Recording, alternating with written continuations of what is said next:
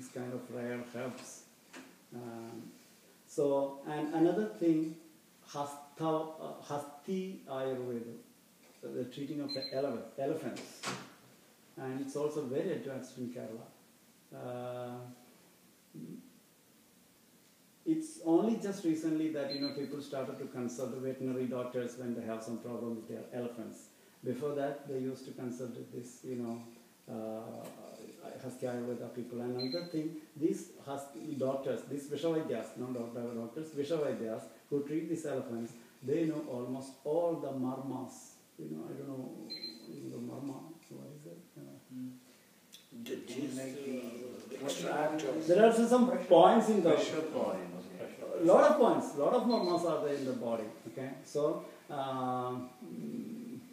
when these elephants get Madalaga, how can you tell it in English? It goes into, it's not going into heat, is it? Every year these elephants get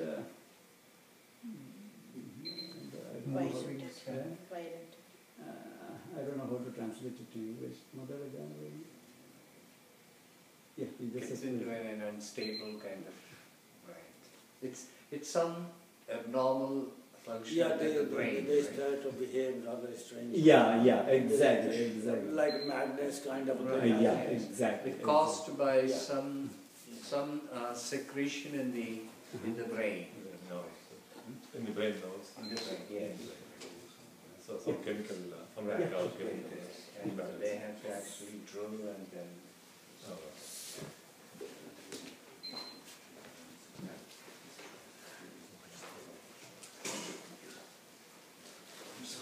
I'm sorry. Yeah.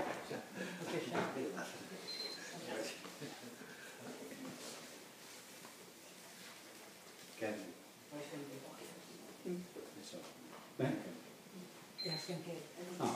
So when they have this kind of thing, it's very difficult to control that elephant. But these Vishavadyas can easily do that because they know all those norms. By just pressing some points on the body of the elephant, they can just make the elephant calm and quiet. So, and that's also very advanced in Kerala. And now let's come to, and another thing, astrology also, it's very advanced. I don't know whether you have heard about a counting style, Kadapayadi.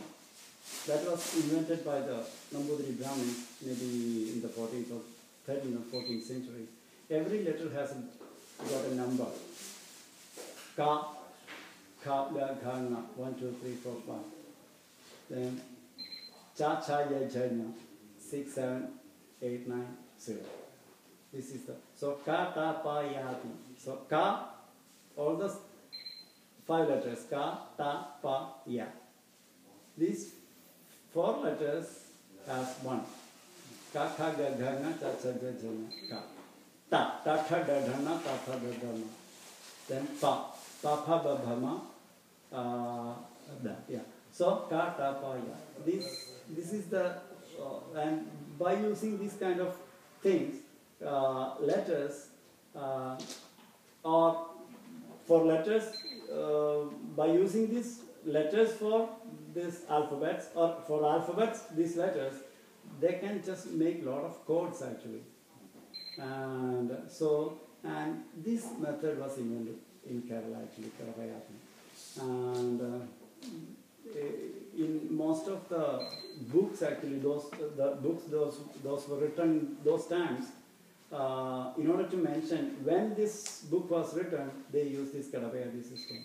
Narayanan Namboodiri, that's the Kadapayadi code of the year, Kali Yuga, in which year.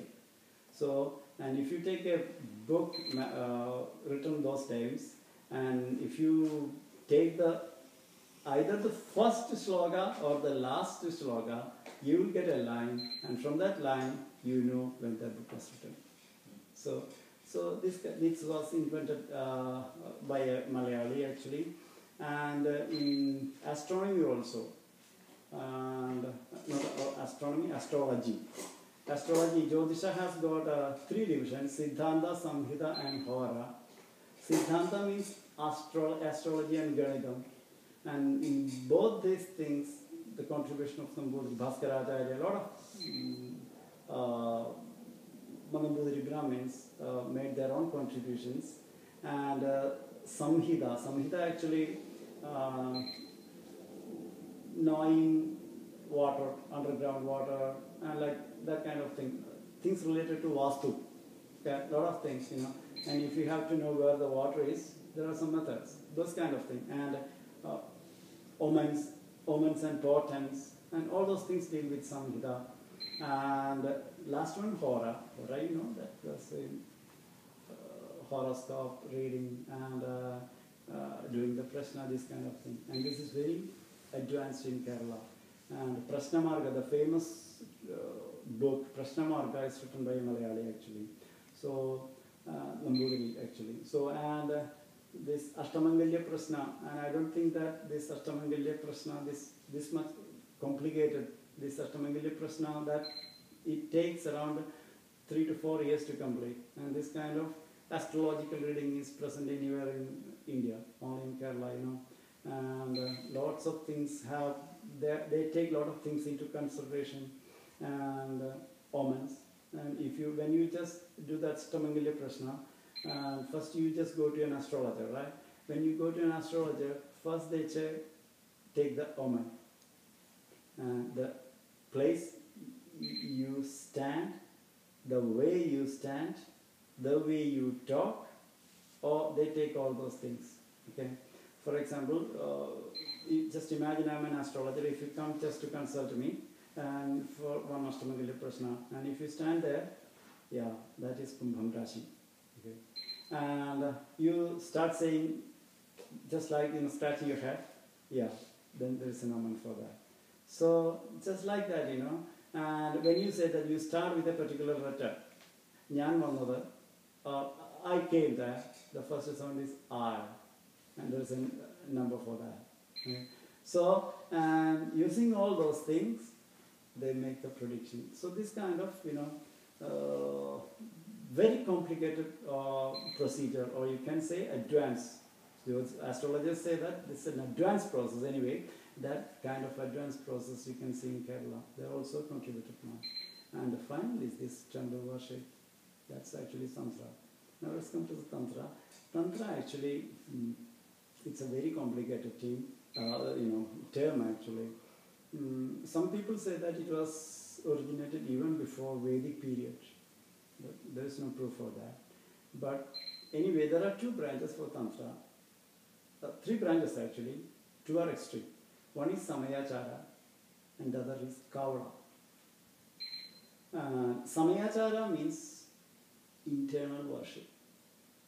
Tantra is actually sadhana, which is based on yogic principles. Tantra believes that all the tantras, okay, all the only common thing that you can find among all these tantric schools is that they believe that there is an energy inside us, and that energy is called Kundalini Shakti. Okay?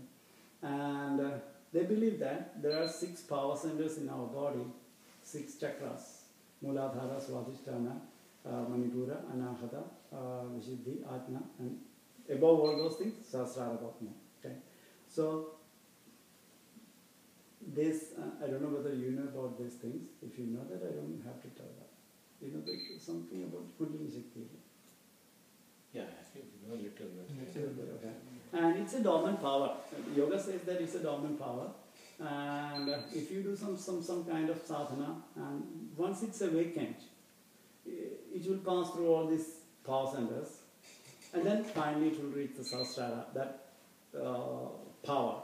When it reaches the power, Sahasrara, will become realized.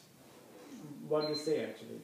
So, and almost all the tantric schools have this principle. So the Samayachara school has some kind of internal meditative methods. Samayachara means actually they use only internal rituals. So they have some internal rituals. Everything is meditate. They do everything in the meditation. Okay? And they don't just believe that this external ritual is needed. They think that external ritual is actually a kind of distraction. Okay? What you need to do is the internal sadhana. So that's Samayachara. And the extreme opposite is Kaula. Kaula believe that definitely external ritual. What you need is external ritual. Right? And third school is Mishra. As the word suggests, Mishra is the combination of these two. They just believe that both are needed. In some internal worship is needed, some external rituals are also needed. And in the Kaula Marga, there are two schools actually.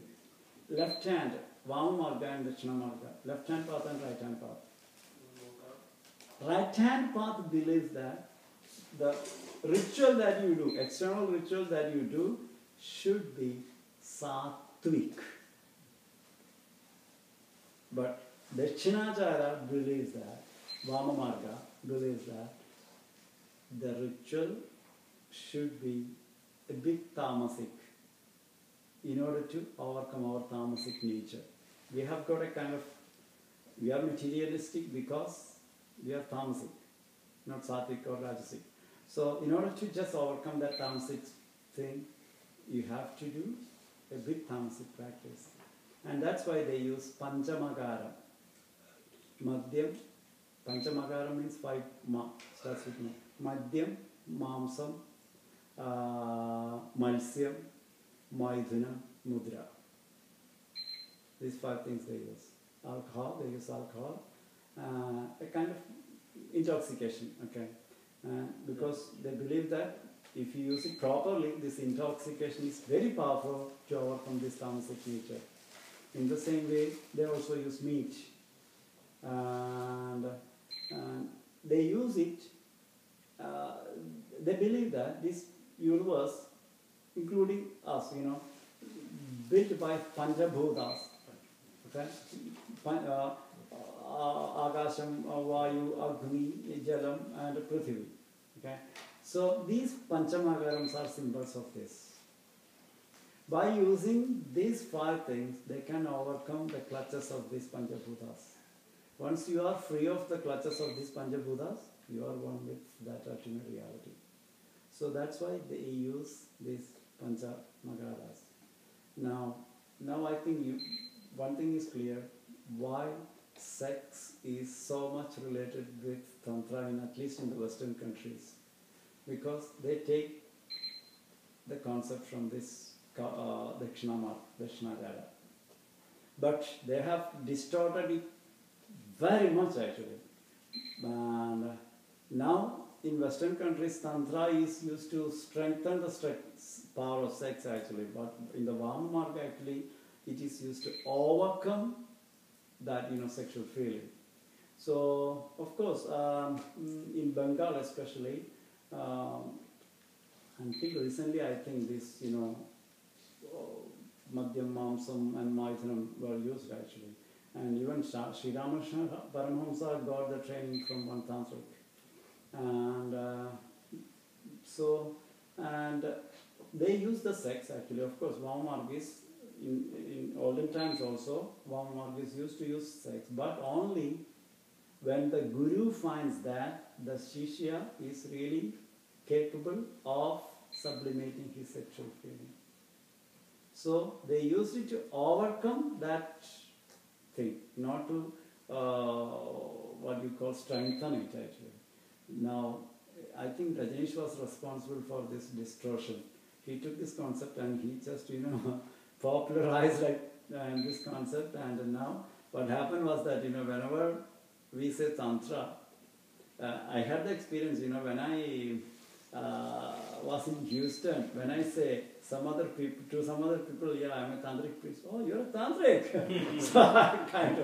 So it was that just that much related with the kind of, Actually, it's only a small school, and even in that school, there's Maidhunam or whatever you call sex. It was used only just to sublimate that feeling, not to strengthen that feeling.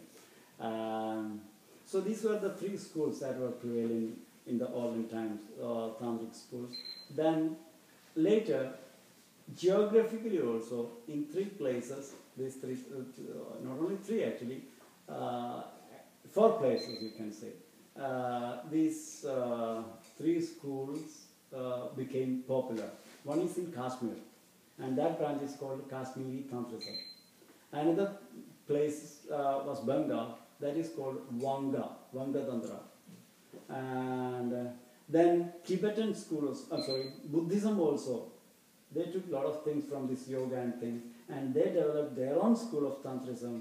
It's called the Tibetan Tantrism.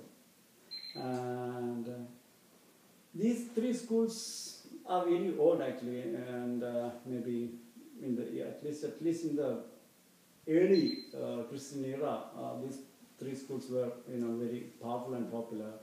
But the last final school, Kerala Tantra, it's a recent development actually. Maybe it has got a couple of centuries history. The authentic book of Kerala Tantra, it's known as Tantra Samuchaya. It was written only in the early 17th century. So before that, definitely that practices might be there. So maybe 5 or 6 centuries old. Okay. So Kerala Tantra is a recent development. So in these 3 tantras, in Kashmiri Tantrism, they use both actually. There's external ritual and internal ritual. But the primary importance is for internal ritual in the Kashmiri Tantra. And in Bengal Tantra, more importance is for external ritual, especially the Vama Margam. Vama Margam, the left-hand path, was a bit popular in Bengal. And in Tibetan school, actually it was Mishra, you can call it. And, both were used, internal as well as external. And then, when it comes to Kerala Tantra, these 3 branches that I mentioned, they developed very early, even before, quite before this Bhakti movement came. Okay, Bhakti movement came in the Middle Ages, medieval times. So these 3, branches of Tantra developed before that. But when Kerala Tantra developed, Bhakti movement was very popular. So what they did was that, they took all the good things from all these things and they applied it to a kind of temple worship. So in all these other branches of Tantra, Tantra is used for individual salvation. In Kashmiri some Tantrism, one becomes a Tantri in order to do some sadhana and to get realization. In Bengal, Tibetan, everywhere. But in Kerala Tantra, what they did that was, they took all those things and applied to a kind of social, they made it social. In other systems, it was purely individualistic. In Kerala Tantra, it's really social. And what they do is, when you do this kind of practice, okay, you get realized. Once you get realized, you get the capacity to give realization to others also. If you become really a tantric or yogi, whatever, for the matter, you can just bring other persons to realization. Okay? So the body of a tantric or a yogi is just like a kind of, magnet or something like that. When somebody comes near him, his also or her also aura gets cleansed. Such is the power of a realized person. So Kerala Tantris wanted to make a temple somewhat similar like that. So they knew the working of, they might have known, I don't know, and anyway, they might have known how the body of, a realized person and how they can transform a person and how that transformation works. They might have known all those things. And so they try to make a place where a devotee, when a devotee comes, he gets cleaned actually. So he wanted to make such a place, a kind of magnetic place. And so that's the principle behind the temple worship. So in the temple, in Kerala temples, you find almost all these tantric principles. According to Tantra, other branches of Tantra, not only Tantra, according to Hinduism, our body is made up of 6 power centers, chakras, as I told you before. In Kerala temples, what we do is that before the construction of a temple, a hole is dug and 6 things are installed with elaborate pujas. Okay? And these 6 things, Adhara, Shilamiti, there are 6 things are there, and these 6 things actually denotes these 6 power centers. And these pujas are meant to make it really powerful. Right? And above that, it's in the place where the idol is installed. Just below that idol, okay, a hole is dug and 6 things are installed. Then finally, idol is installed above that. So idol, if you take that Sri Govil, Kerala Sri Govil, as the body of a human being, this idol comes at the place of the Sahasrara Padma. And same way, according to Vedanta, we have got 5 bodies: Annamaya Kosham, Pranamaya Kosham, Manomaya Kosham, Vijnanamaya Kosham, Anandamaya Kosham. Annamaya Kosham means it's a physical body, and Pranamaya Kosham is it's a subtle one, and it's the body in which this our prana works. Okay. And next one is the Manomaya Kosha. Manomaya Kosha is the kosha where thoughts happens actually. So that's why each kosha is more subtle. That's why telepathy is possible, because telepathy happens at Manomaya Kosha. So Manomaya Kosha doesn't have geographical division of distinction. So you can read the thought of person who is sitting in Kerala quite easily, because there is no geographical distance at the level of Manomaya Kosha. Then comes Vijnanamaya Kosha, and it's more subtle. And finally the Anandamaya Kosha. Okay? So this is actually, normally we know, an average, normally an ordinary human being knows only Annamaya Kosha. And we have only control over that Annamaya Kosha. We don't have any control over Pranamaya Kosha. We cannot control our breath. Of course, yogis can do that. Mm-hmm. They have the control over their Pranamaya Kosha. And we don't have any control over our Manomaya Kosha. We cannot control our thoughts. We can do that. They have full control over their thought. They can completely stop the thinking process. And we don't have any control over our Vijnanamaya Kosha, where our subtle karmic impressions are kept actually. They have that control. That's why, when a person reaches near the realized person, that realized person can know all the past lives of that person. You can simply just see that, because you can see the karmic impressions. These karmic impressions are kept in the subtle kosha, and he can read it just like a book. Yeah? So that's why, realized persons can read a person very easily.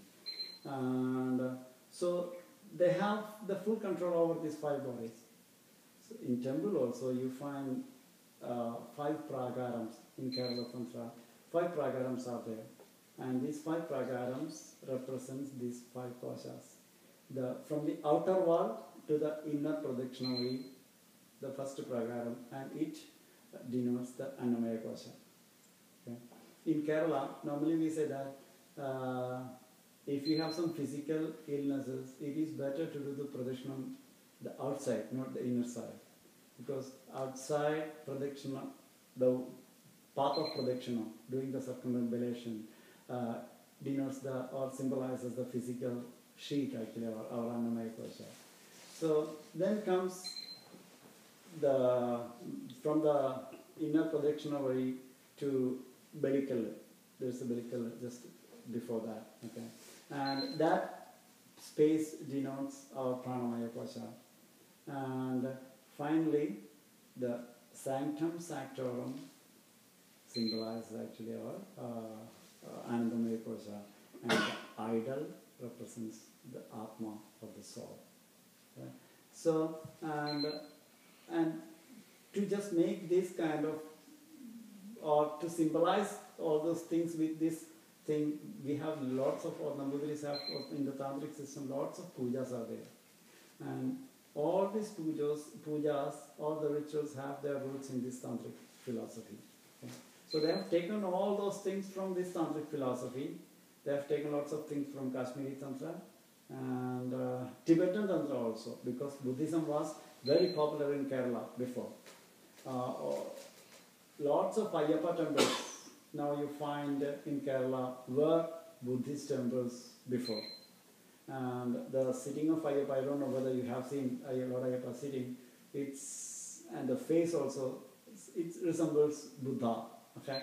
So a lot of historians say that many Ayyappa temples were Buddhist temples before, because Buddhism was very popular in Kerala. And it might be because of this Buddhist influence, Kerala Tantra have taken lots of things from Tibetan Buddhism also. And then Bhakti movement was very popular in Tamil Nadu, neighboring states, Tamil Nadu, Karnataka and Andhra, especially Shaivism and Vaishnavism. And in Shaivism there is one science of temple worship, Shaivagama. And in Vaishnavism there are two schools actually, Pancharatram and Vaikhanasam of temple worship, two schools of temple worship. And Kerala Tantra have taken lots of things from these two things also, Shaivagama and Vaishnavagama. They took the symbols from this, the symbols of worship. Actually, ritual is a symbol, right? We use, for example, flower. Flower is the symbol of Akasha Tattva. We cannot use the Akasha Tattva, so we use a symbol. Okay? So, and these symbols have been taken from these Agama Shastras. Some symbols have been taken from Shaivagama, some symbols have been taken from Vaishnavagama. And philosophy was taken from these three schools. Kashmiri Shaivism and Tibetan Buddhism and Bengal Tantrism. So they mixed it quite beautifully and they made actually the Kerala Tantra. So according to Kerala Tantra, temple is a field of vibration. You can call it a what do you call, four-dimensional manifestation of divine vibration, you can call it. So that's why, in Kerala temples, the deity is not a person. But in other Shaivagama, the deity is a person, Shiva. Shiva is a person, and they always connect this idol with the stories. Shiva Purana. They are mixed up. In the Vaishnavagama also, Bhagavatam and the deities, they are always mixed up. But in Kerala, it's not mixed. Actually, deity is not a person, actually. There's no need for a human form. Okay?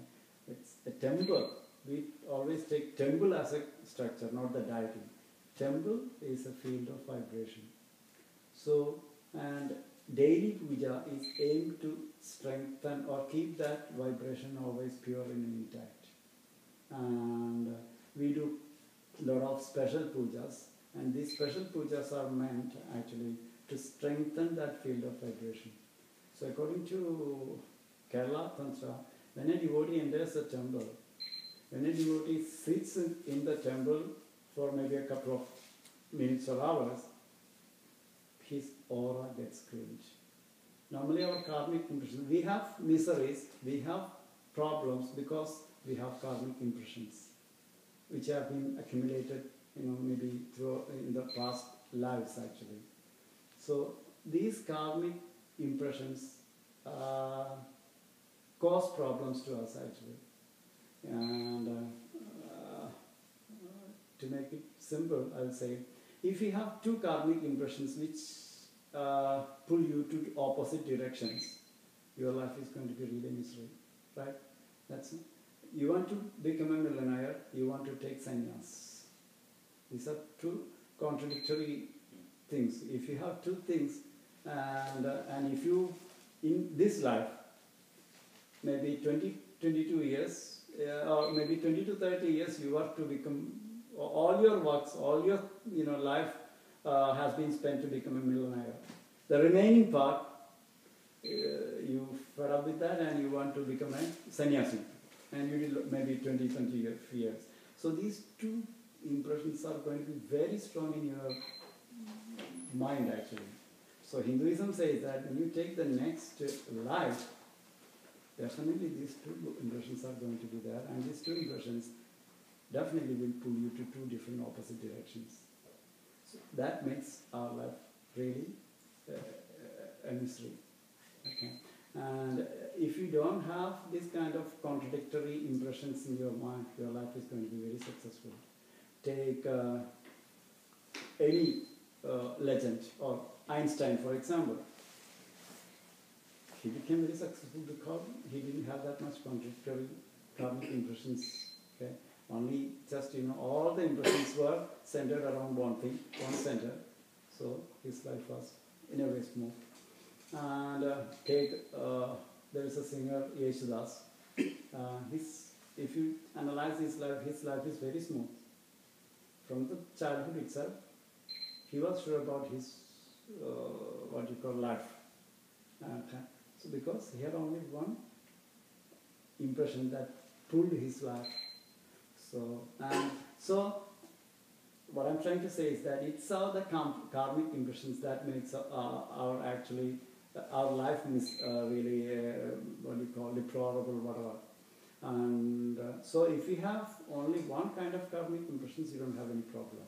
So it's the nature of the karmic impressions that create problems. So, and that karmic impressions, you cannot burn it out. Of course, you can burn it out, but it's not easy.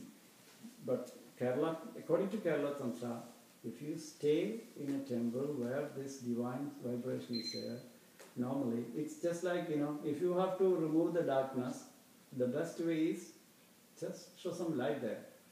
There won't be darkness. In the same way, your aura is completely filled with negative emotions. That's why you always attract negative events to your life.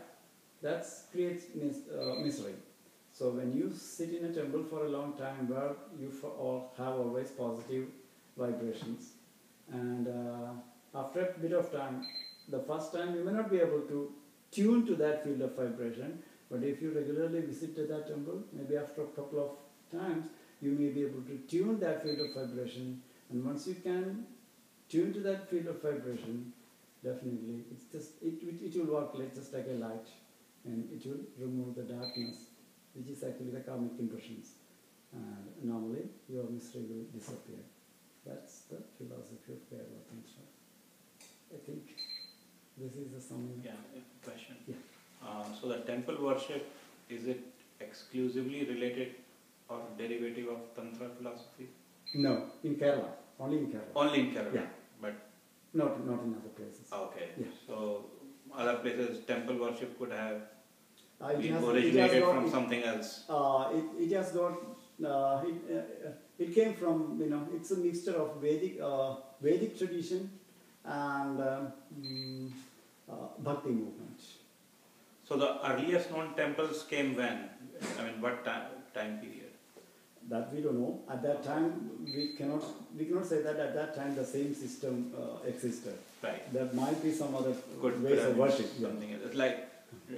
For example, take Badari. We don't know, maybe 4,000 years before what the system was, we cannot say. So, let's say in Manusmriti, is there any mention of temples worship there, or I don't any know. rules and regulations? No. Or in any of the Smritis? No, in Smritis, you cannot find that much. Yeah. Right. Temple worship might be, Mr. Kim, later, at a later date. And temple worship has got that much importance on it got importance only just after this Bhakti movement, I think. This much importance. Of course, temples were there before. Mm-hmm. Yeah. Or was there any connection with the Bauddha, Chaityas and Viharas? The Bauddha Viharas, the Buddhist Vihara, was there any connection with that? Or what was that? Might be, I don't know. Might be, yeah. There's a chance. I don't know how the working system of a Vihara actually. Okay. I'm not that much familiar with that. Yeah. Maybe there's a chance. Could have been. Yeah, there's a chance. So you are saying that Tantra philosophy was Kerala always Tantra. there. Kerala Tantra. You have to Kerala say- Tantra was always there since No. time immemorial, or No, I'm telling that Tantra was there. okay. Okay. Before, and some scholars say even it was even before Vedic period, With it. and I don't know because they say that I forgot the name of the text. One tantric text. The name of one tantric text is mentioned in some other Veda or something like that. I don't know. So what are the major tantric texts? Kerala Tantra, we have the Tantra Samachaya. Tantra Samachaya. Yeah, that's an authentic text. And Sharada Tilakam, secondary text is Sharada Tilakam. These are the two texts actually. Okay, and what about other? There are a lot of Kularnava Tantra, then some other, I'm not that much familiar with all the other texts actually. Kularnava Tantra is very famous. So is Tantra orthodox or not orthodox, but typical Astika Darshana? Where does it fall in under the Darshana system? No, it's not it doesn't come out of the Darshana system. Darshana actually are only 6 plus 3, only 9 darshanas are there. So it doesn't fall under this system. It's a completely different system. Different system. And Might be it has its root. You can say that it has its roots in yoga. Okay. Yoga Darshan. Some connection is there because in yoga also you find this all these power centers, Kundalini Shakti, etc. So this is like connection. Did Kerala follow the Agama tradition prior to Tantric tradition in the temples? No, there are two arguments actually. Some people say that everything is tantra, even Agama is tantra. Some people say, but I think Kerala Tantra. I'm talking about Kerala Tantra. It came a bit later, and Agama came before. It's 300 years. Not 300, maybe a couple of 600 or 700 years. But before that, What? tradition did the pujaris or the priests follow in the temples in Where? Kerala? In Kerala. We don't have, before Shankaracharya, we don't know what system was followed. Oh, okay. Yeah. So it is since the time of It Shankaracharya? might be around 7th, 8th century, this Tantra has evolved. Before that, maybe some Buddhist temples were there, so they might have followed this Buddhist system of worship. Some Jain temples were there, especially in the Calicut Wayanad area, so they might have followed that system. And, Because Theravada Buddhism, which is very close to our worship, temple worship, is prevalent in Sri Lanka. Yeah. There could have been some connection, Yeah. geographically. Definitely, from Sri Lanka also, Yeah. there might be some connections. Yeah, Definitely. because Theravada Buddhism was very popular, Yeah. maybe in that part of. Yeah. And also you said in the temple construction, you mean the marmas are resembling the actual key points in that construction. No? So if it is so, how it is positively affecting that to get that vibration between the human body and the construction of the temple. I don't know. I can only I can only tell what the text says. Okay. According to the text, Yeah, because I don't have the experience. Yeah, sure. Yeah. And the text says that when the Kundalini reaches different centers, our existence changes. Now, in a normal person, Kundalini is based on the Mooladhara chakra. So we have the experience of Bhuloka, or the physical existence. And when it reaches next center, power center, and when that center is opened up, we will have the experience of Bhuvarloka, next layer of existence.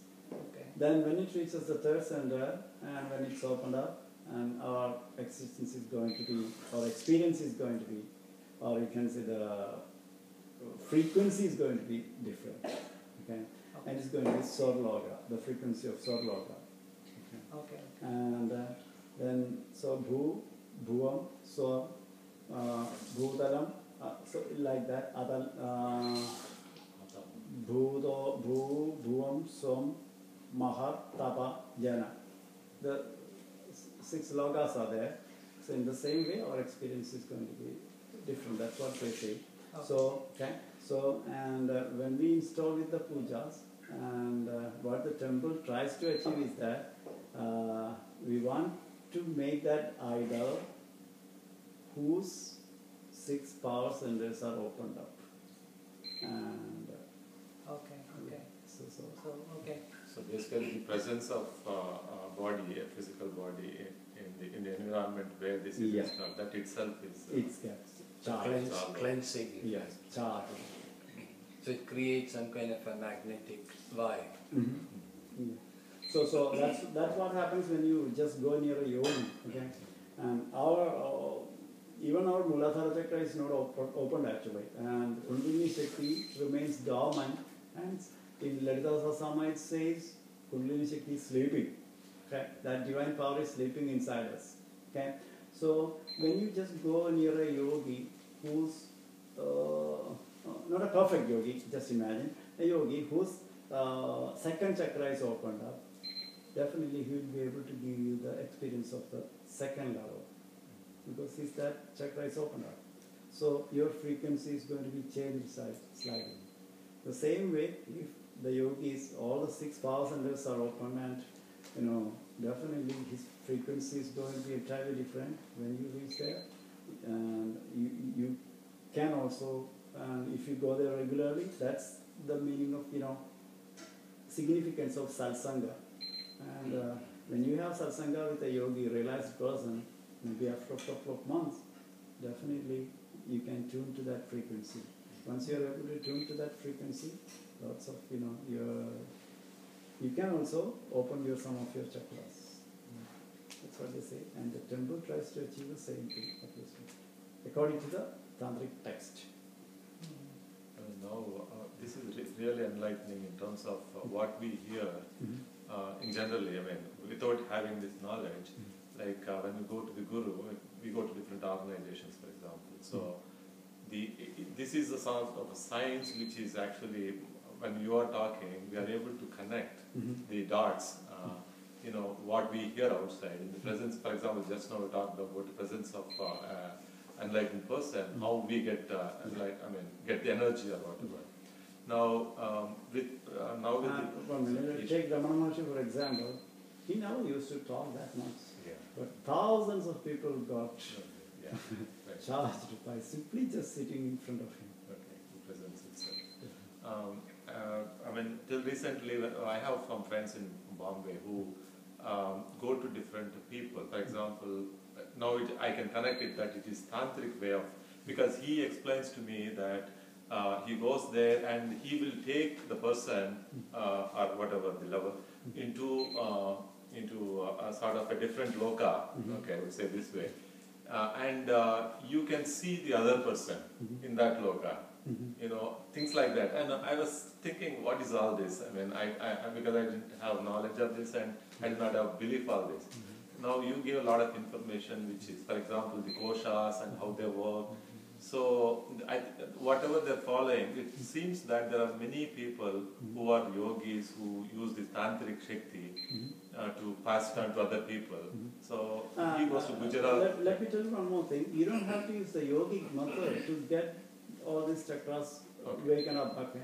If you follow the bhakti marga also, once you get tuned to that, what you call Rama Varava, automatically all your karmic impressions have been removed out of your body. Once all these things have been removed out of your body, naturally these chakras will open up. I'm thinking, you said because we get tuned to that environment, we go repeatedly. Is that because, so most of the time, I've been going to temple every day, literally. I was in Kerala, but after coming here, I try to go, but I'm not getting that kind of, not very comfortable. That might be because, the temple atmosphere you are familiar with. Okay, it's just familiar, it's not the, not the other way. Okay. And you do one thing, if you just sit there, and if you do some java maybe for a couple of days, definitely you'll feel, it's changed, you can feel. Okay. And you said these psychic impressions, right? And if we have Karmic impression. karmic impressions. Yes, if you have these contradictory karmic impressions, it will carry over into a next life. No, yeah. So does that mean that we have no control over the karmic impressions that we carry within us? Is there something we can do to sort of harmonize, minimize the conflict? Yeah. The thing is that, and that's why in olden days we had 4 ashramas: Brahmacharya, Garhasthyam, Vanaprastham, and Sannyasam. And actually, Brahmacharya period, the period of Brahmacharya was. We have actually 4 purusharthas. If we start from that: dharma, artha, kama, moksha. Okay, and what do this mean is that the dharma means we have to find our dharma. What is our dharma? That means, to put it simply, we need to find our role.